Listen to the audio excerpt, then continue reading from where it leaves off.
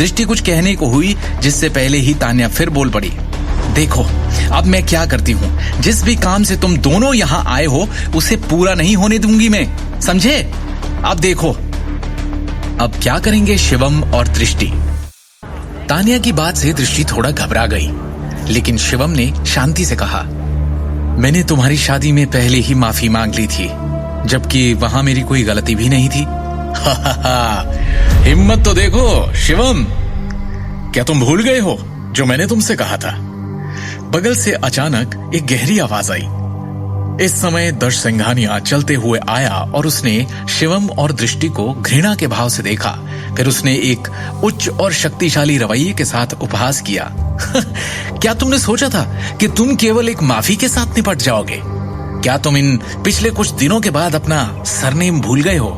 क्या तुमने वास्तव में सोचा था कि मैं तुम्हारी घटिया गहनों के कारखानों को बंद नहीं करूंगा? दर्श ने नारंग के ज्वेलरी ग्रुप में बड़ी रकम का निवेश किया था। निदेशक मंडल के सदस्यों में वो भी कार्यकारी अधिकारियों में से एक बन गया था। इसके अलावा वो दिल्ली शहर के द सिंघानिया फैमिली में शीर्ष परिवार का सबसे बड़ा बेटा था। तान्या ने अचानक दृष्टि के हाथ में ड्राफ्ट वाले बैग को देखा और तिरस्कार के साथ कहा, तुम यहाँ उस भर्ती नोटिस के लिए तो नहीं आई हो जिसे चेयरमैन टोकस ने जारी किया था, है ना? क्या तुम सच में अपने गहने डिजाइन आइडियाज में निवेश करने के लिए यहाँ हो? बहुत अच्छा मजाक है।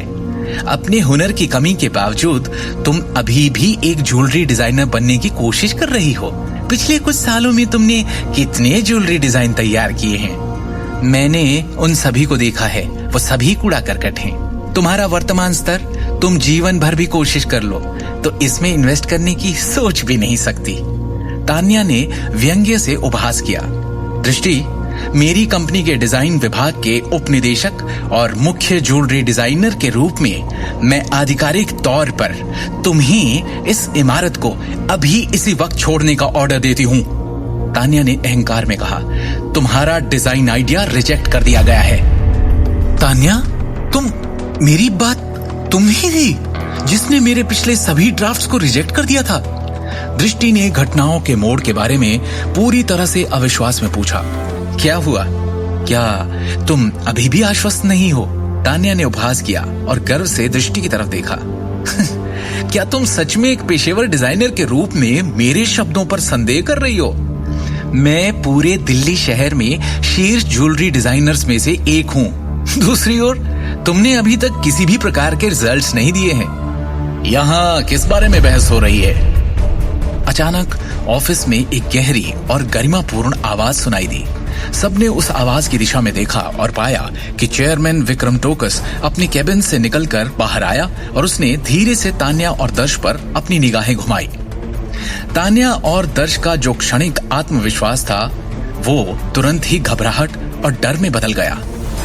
चेयरमैन सर, कोई बड़ी बात नहीं है, बस एक छोटी सी बात है। क्योंकि कुछ लोग हैं जो कंपनी के नियमों को नहीं समझते हैं, मैं बस उन्हें सबक सिखाने की कोशिश कर रहा था, दर्श ने कहा। ओह, विक्रम ने दर्श की ओर देखा और पूछा, कौन है जो नियमों को नहीं जानते? दर्श ने तुरंत उत्तर दिया, असल में ये मार्केटिंग विभाग में एक छोटी क्लर्क है और इसका नाम दृष्टि है। ये बिना अनुमति के कंपनी के उच्च अधिकारियों के कार्यालय में आई थी। बस इसीलिए मैं उसे सही तरह से समझा रहा था। इसे मैंने ही मिलने के लिए बुलाया है।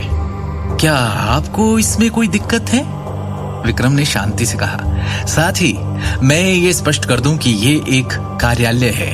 एक वरिष्ठ नेता के रूप में आपको क्या लगता है कि आप ऐसी जगह पर हंगामा करके क्या दिखाना चाह रहे हैं? मैं नहीं चाहता कि कोई भी कार्यालय में अनावश्यक शोर करे। अगर भविष्य में ऐसा कुछ भी हुआ तो तुम दोनों इस ऑफिस से बाहर निकाले जाओगे। ये कहने के बाद विक्रम ने एक मुस्कान के साथ दृष्टि की ओर देखा। विक्रम ने कहा, मिसेस दृष्टि, तो मैंने कल वो डिजाइन आइडिया देखा जो आपने मुझे मेल किया था और मैं काफी प्रभावित हुआ। मेरे ऑफिस में आइए जिससे हम आपके डिजाइन के विवरण के बारे में बात कर सकें। जी धन्यवाद विक्रम सर, दृष्टि ने गंभीरता से कहा और फिर तान्या, दर्श और अन्य लोगों पर ध्यान नहीं देते हुए विक्रम ने आगे की चर्चा के लिए दृष्टि और शिवम को अपने कार्यालय में ले जाने की पहल की। आगे की कहानी जानने के लिए देखिए अगला एपिसोड सिर्फ पॉकेट एफएम के यूट्यूब चैनल पर और शिवम द हिडन वॉरियर के सारे एपिसोड्स को सुनने के लिए डिस्क्रिप्शन में दी लिंक से डाउनलोड करें पॉकेट एफएम ऐप।